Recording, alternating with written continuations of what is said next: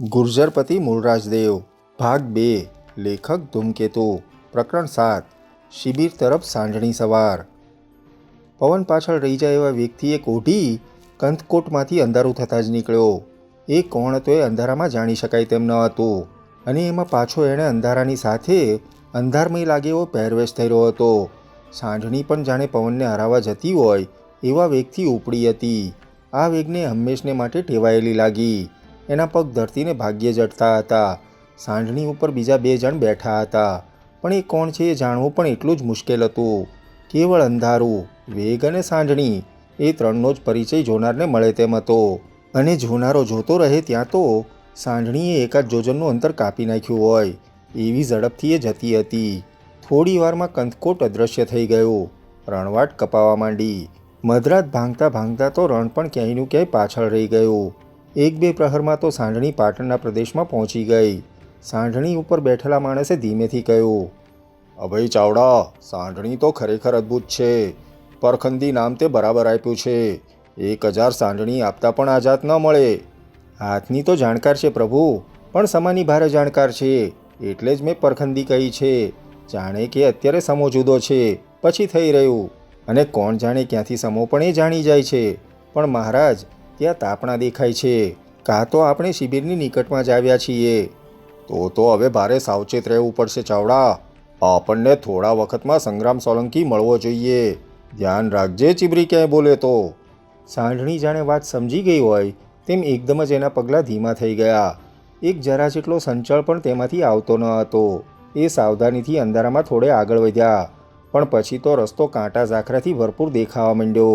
એક પગલું પણ ખોટું પડે તો રહી જવાય એવી આડબીડ બાવળની કાંટ આગળ દેખાતી હતી। હવે આગળ વધવું મુશ્કેલ હતું। માંડ મુશ્કેલીથી જઈ શકાય એવી એક પગદંડી આગળ વધતી હતી। અભય ચાવડો કઈ દિશા લેવી એ જોવા માટે થોભી ગયો, પણ એના કાન ઉપર એટલી વારમાં ઉતાવળે બોલતી ચીબરીનો અવાજ આવ્યો। એના જવાબમાં એક ધીમી તાળી સાંઢણી ઉપરથી સંભળાણી। અભય, બસ હવે આગળ જવાનું નથી, પેલી ચીબરી બોલી। એ સંગ્રામનો જ સંકેત છે। આપણે થોભી જાઓ, હમણાં એ દેખાશે। અને પળ બે પળમાં જ સંગ્રામ ચાવડો બાવળની કાંટમાંથી આવતી પગદંડી ઉપર આવતો દેખાયો। અભયે સાંઢણીને ઝોકારી પોતે નીચે ઉતર્યો। મહારાજ મૂળરાજદેવ નીચે આવ્યા। રાણી માધવી પણ ઉતરીને એક તરફ ઊભી રહી ગઈ। સમય કટોકટીનો હવે જ હતો। ભયંકર અંધારઘેરી રાત્રિ હતી, અને ચારે તરફ બાવળની કાંટને લીધે એ વધારે ભયંકર દેખાતી હતી। માણસની દ્રષ્ટિ એકાદ પણ દૂર પડેલી ચીજને જોઈ શકે તેવું ન હતું।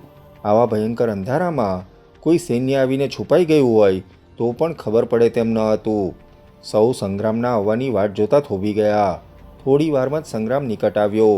એનો પહેરવેશ પણ એની કોઈ પીછાણ ન પડે એવો વિચિત્ર હતો। એ અંધારામાં ઊભેલા પડછાયા જેવો જાણે દેખાતો હતો। બોલે નહીં તો ખબર પણ ન પડે કે આ કોઈ માણસ આવ્યો છે। તે મહારાજની નિકટ આવ્યો। એણે તદ્દન ધીમા અવાજે કહ્યું, આપણી હિલચાલ કોઈએ જાણી નથી। અહીં સૌની માન્યતા છે કે મહારાજ હજી કંથકોટમાં જ છે। અહીં તો પાટણ અઠવાડિયા કે 15 દીમાં અન્નજળનો ભૂખમરો વેઠશે એવી આશા બધાને છે। એમણે એક ચકલું ફરકી ન શકે એવી જાગ્રત ચોકીઓ ગોઠવી છે। જુઓ ને ત્યાં કેટલા તાપણા જગે છે, એ બધી જ ચોકી છે। આપણો જવાનો રસ્તો કેવળ આ કાંટમાંથી છે। સૌ સાંભળી રહ્યા। આ કાંટમાંથી જવાનું છે? હા મહારાજ, તો જ આપણે છેક વિગ્રહરાજની શિબિર પાસે પાછલા ભાગમાં મેં તમને જે ઘેઘુર વડલાની વાત કરી હતી ત્યાં નીકળી શકીએ। પછી ત્યાં પહોંચ્યા એટલે બધું થઈ રહેશે। એ તરફ દ્વારપાલ એક જ છે 10 ને પૂરો પડે એવો, પણ એને તો ચૂંચા કરવાનો વખત ન રહે તેમ દબાવી દેવો પડશે, તો જ આપણે સલામત છીએ। ત્યારે અભય ચાવડા અહીં થોભી જાય સાંઢણી સાથે, એમ ગોઠવણ કરવી પડશે। હા એમ જ। કાંટનો રસ્તો ઘણો ટૂંકો છે, લાંબો રસ્તો એમાં ઘણો કપાઈ જાય છે। પણ સંગ્રામ, આપણી પાછળ એકદમ જ દોડવું પડે તો શું થાય? એવું થાય ને સાંઢણી તો અહીં હોય, આપણી સ્થિતિ કફોડી થઈ જાય। આનો તે કંઈ વિચાર કર્યો? રાણી માધવી અત્યાર સુધી જે સાંભળી રહી હતી તેણે કહ્યું, દોડવું પડે તો આ કાંટનો રસ્તો જ આપણને મદદ કરશે। એ રસ્તે આવનારા પણ પગપાળા જ આવી શકશે। હા, એ બરાબર છે। સંગ્રામ, આપણે ત્વરા કરો, રાત ચાલવા માંડી છે, મહારાજે કહ્યું। અભય ચાવડો વધારે અંધકારમાં સેર્યો। તે સાંઢણી સાથે રહેવાનો હતો। સૌ આગળ વધ્યા। બાવળની કાંટ એટલે ડગલે પગલે કાંટા હોવાના। બહુ સંભાળથી આગળ વધવાનું હતું। જરા પણ અવાજ ન થાય તે સંભાળવાનું હતું. ઘેરા ભયંકર અંધકારમાં જાણે પડછાયા ચાલી રહ્યા હોય તેમ લાગતું હતું. એમ તેઓ થોડી વાર ચાલ્યા. સંગ્રામ સૌને દોરી રહ્યો હતો. તે જરા થોભ્યો. મહારાજ પાસે આવ્યો. ધીમેથી બોલ્યો, મહારાજ, આપણે શિબિરની નિકટ છીએ. હવે જરા પણ અવાજ ન થાય. હવે જ ખરેખર કસોટી છે. જરા પણ સંચળ ન થાય તેમ સૌ આગળ વધ્યા. કાંટનો છેડો આવતો દેખાયો. સંગ્રામે કહ્યું હતું તે વળત્યા દેખાતો હતો. થોડું અંતર કાપવાનું હતું. પણ એક બાજુએ તાપણા સળગતા હતા. ત્યાં જાગ્રત ચોકીઓ હતી. ત્યાંથી અવાજ આવી રહ્યા હતા. સંગ્રામ એકદમ જ જમીન સરસો લાંબો થઈ ગયો ને ધીમે જમીનને ઘસડાઈને આગળ વધતો હોય તેમ આગળ વધવા માંડ્યો. વચ્ચે વચ્ચે એમને નાના છોડવા ઝાડવા ઢાંકી દેતા હતા. પણ ઊભા થવાય તો તરત જ કોઈની નજરે પડી જાય તેમ હતું. આ થોડું અંતર અત્યંત સાવધાનીથી કાપવાનું હતું. સંગ્રામે કહ્યું તેમ કસોટી અહીં જ હતી. પણ મહારાજ તો ઠીક, રાણી માધવી પણ આ કસોટી આબાદ રીતે પાર કરી રહી હતી. સંગ્રામને રાણીનો આ પરિચય તદ્દન નવો જ હતો. પણ એણે જોયું, રાણીને તો આવા અનેક સંકટો પાર કરવામાં એક પ્રકારનો આનંદ આવતો હતો. તે પોતાની જાતને કસોટીમાં મુકાયેલી જોતા નવી જ તેજસ્વીતા પ્રગટાવતી હતી. સંગ્રામ આગળ હતો. એની પાછળ જ માધવી રાણી હતી. પાછળ મહારાજ મૂળરાજદેવ હતા. ધરતી સરસા થઈને તેઓ જાતને આગળ લઈ રહ્યા હતા.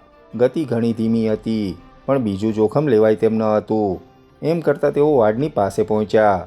ત્યાં બધે ઘેઘૂર વડની છાયાને લીધે અંધકાર એટલો તો ગાઢ હતો કે પોતાની હથેળી પણ સૂજે તેમ ન હતી. સંગ્રામ ત્યાં પહોંચીને થોડી વાર તો ગુપચુપ બેસી જ રહ્યો. એણે ચારે તરફ ચકોર દ્રષ્ટિ ફેરવી. કાંઈ દેખાતું ન હતું.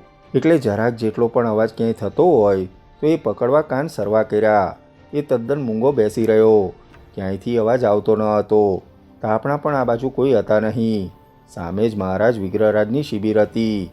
વડ તરફનું એક નાનકડું દ્વાર ત્યાં ઝાંખા બળી રહેલા એક દીપકને લીધે નજરે પડતું હતું. સંગ્રામે ધીમેથી કહ્યું, પેલું દ્વાર મહારાજ, અહીંથી દેખાય છે ત્યાં દ્વારપાલ ખડે પગે પાછળ અદૃશ્ય રીતે જાગતો ઊભો છે. અહીંથી નજરે પડતો નથી, પણ એ ત્યાં અવશ્ય હોવાનો. એને અચાનક દબાવી દેવો રહ્યો. એ જરા જેટલો પણ અવાજ કરી શકે તો થઈ રહ્યું. આપણો ખેલ ખલાસ થાય. મહારાજ, મારી પાછળ આવો. હું આગળ જાઉં છું. હવે બેઠા બેઠા ચાલી શકાશે. આપણને અહીં કોઈ દેખે તેમ નથી. હું આગળ જાઉં છું. સંગ્રામ, રાણીએ અચાનક કહ્યું, હું તારી સાથે આવું. એક કરતાં બે ભલા. દ્વારપાલ ભીંસમાં સપડાઈ જાય, એક પળમાં સપડાઈ જાય. એક અવાજ ચૂં કે ચા ન કરી શકે, એના ઉપર જ આપણો વિજય અવલંબે છે. મહારાજ, તમે તો જેવો દ્વારપાલ દેખાય ન દેખાય કે એકદમ અંદર જ દોડ્યા જાઓ. અંદર સંગ્રામ, બીજા દ્વારપાલો હોય છે? ના, અંદર તો વિગ્રહરાજની શૈયા જ હોય છે. બીજા દ્વારપાલો તો શિબિરની સામી બાજુએ ઊભા જ હોય છે. પણ એમને આવવાનો વખત જ ન રહે એ કરવાનું છે. આ દ્વારપાલને એવી રીતે સપડાવી દેવાનો છે કે અવાજ કરી જ ન શકે. ચાલો. સંગ્રામને માધવી રાણી બંને આગળ વધ્યા. પાછળ મહારાજ મૂળરાજદેવ હતા. એમના હાથમાં ખુલ્લી તલવાર હતી. કદાચ દ્વારપાલ જરાક પણ છટકે તો એને ત્યાં હતો જ ન હતો કરી નાખવાનો એમનો સંકલ્પ એ તલવારમાં બેઠો હતો. તેમણે વિગ્રહરાજને જ પડકારવાનો નિર્ણય કર્યો હતો. એને એકલો જ પડકારવાનો હતો. એને ઊભા થવાનો વખત ન મળે એ જોવાનું હતું.